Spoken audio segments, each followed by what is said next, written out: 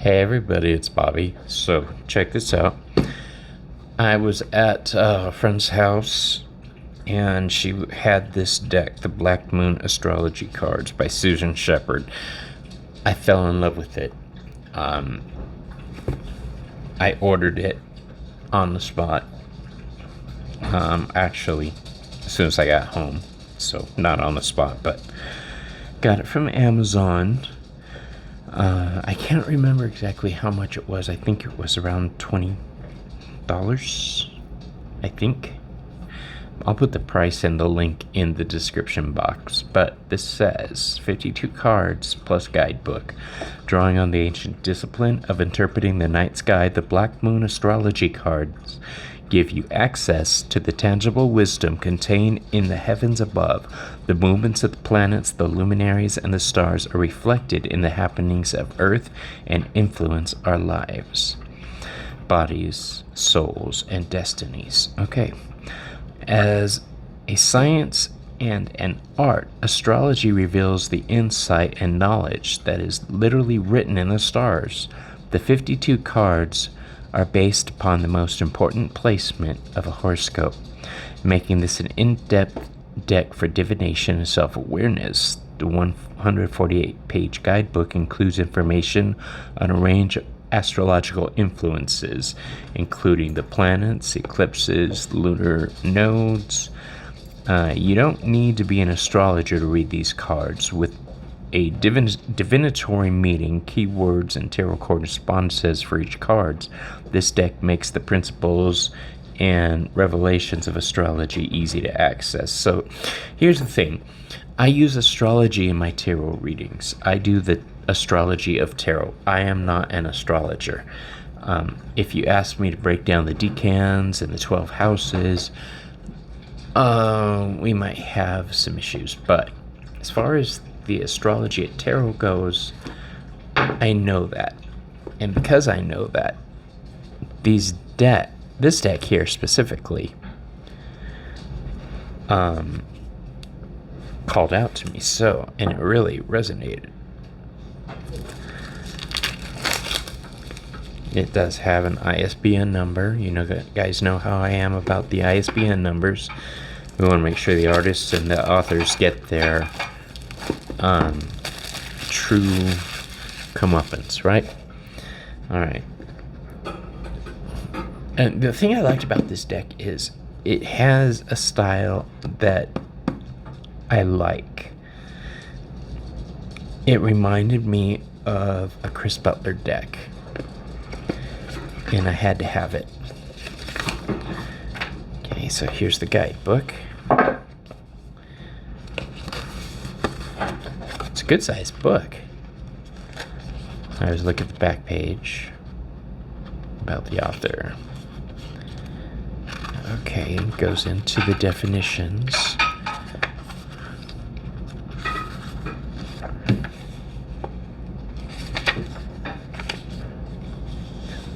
So these are a list of what's in the book. The 52 cards. It has the planet, what it represents. The keywords that we all know traditionally for the zodiac signs. The houses and what they represent. The elements, air and water. I don't see fire or earth or anything. If you guys hear that noise in the background, my husband's making dinner. He's trying so hard not to make any noise, but it's adorable.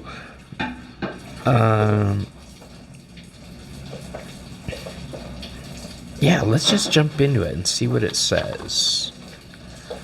What are the Black Moon Astrology cards? The planets and the lights. Cards 1 through 11. The Black Moon card. It's 12. Let's just start.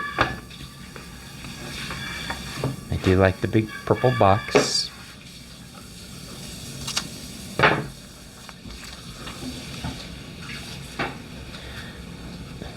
Alright, they're oracle card size, which makes sense because they are oracle cards.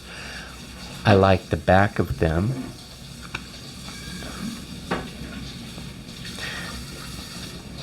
It's decent cardstock. It's not that shiny, glossy cardstock. It's matte, and that's something I appreciate. Okay. So, card by card. Sun for spirit. Let's do this.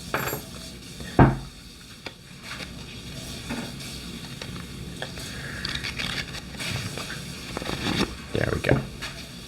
That should make it a little easier. So I've got sun for spirit, moon for soul, Mercury for mind. They have the image of Thoth. I was hoping they'd have an actual Hermes image on there. Venus for love,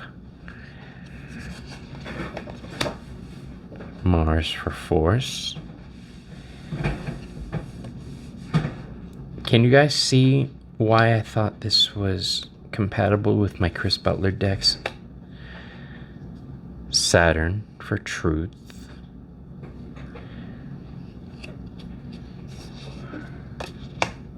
Jupiter for abundance. I like how it's got the actual planet Jupiter here.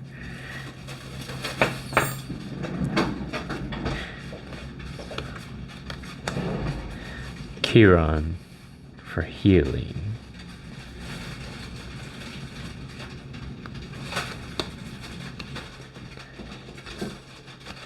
Yeah, it's just one. Uranus for genius. Genius. Alright, I'm going to have to look at this and see why it says that.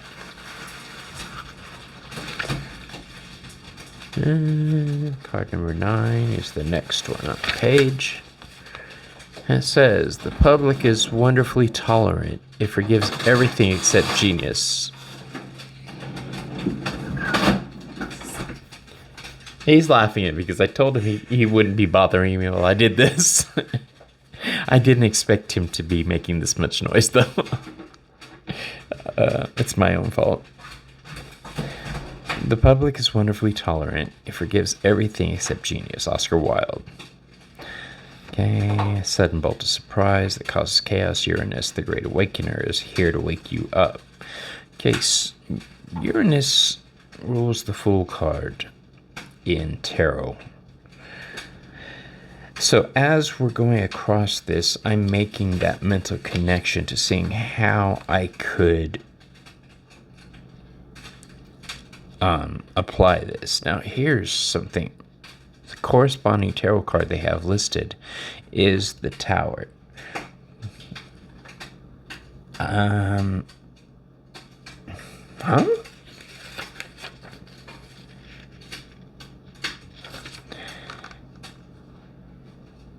I can understand a little bit of that, but let me see if we can find something.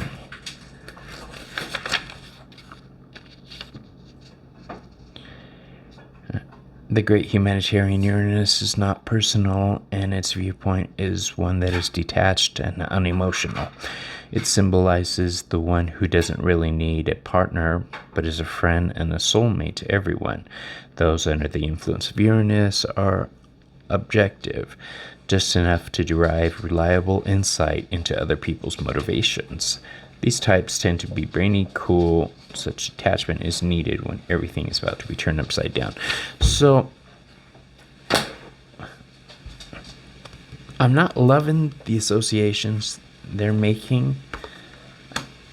It's quite possible I shall apply my own associations. Neptune's sacrifice. I know this card corresponds to the Hanged Man. I wonder what they say it corresponds to.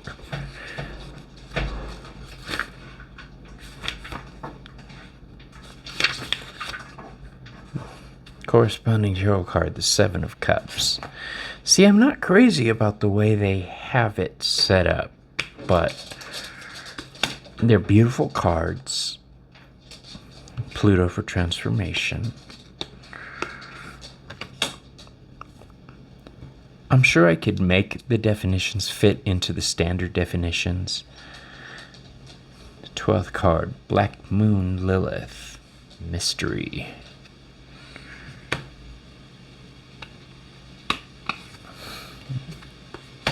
They're nice and thick. Aries, I am. Taurus, I have. Gemini, I think.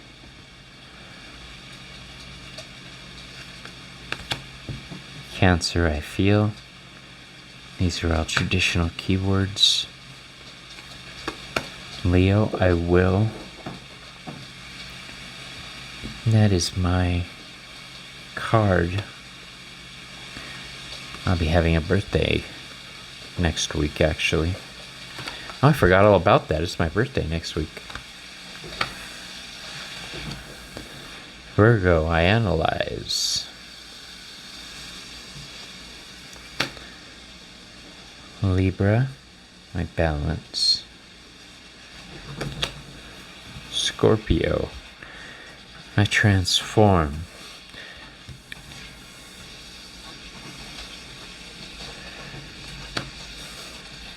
Sagittarius, I see.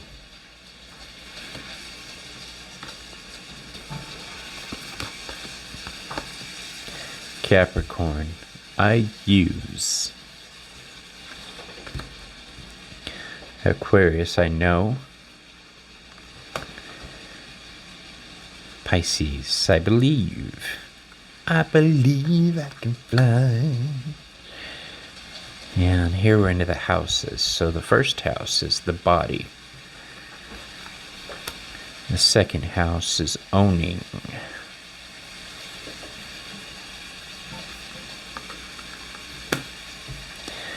The third house is message.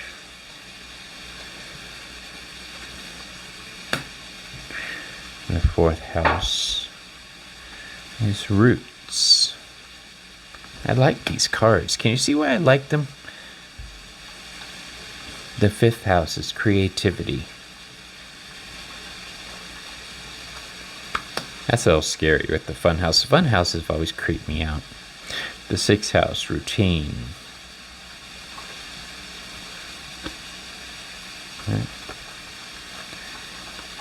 The seventh house, partners. Eighth house, endings / beginnings. The ninth house, faith. I like that. The chiromancy. The world is the 10th house. The 11th house is friends. The 12th house, escape. Can't wait to dive into this book. And as luck would have it, I have just finished my work for the day. So, fire element, desire. Earth element, stability. Air element, communicating.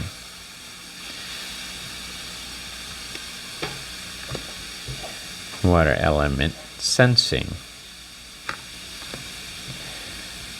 The North Node, life's purpose. The South Node, life's debts. So it's got both cards with the symbol of, yeah. Lunar eclipse, change. Solar eclipse, revolution. Part of fortune, increase. Grand trine, blessing. What is a trine? The Grand Cross, provoker. Yod, destiny. Oh, are we into the Sephira? Or is that the only one? Jupiter returns. Benefits. Saturn return. Age.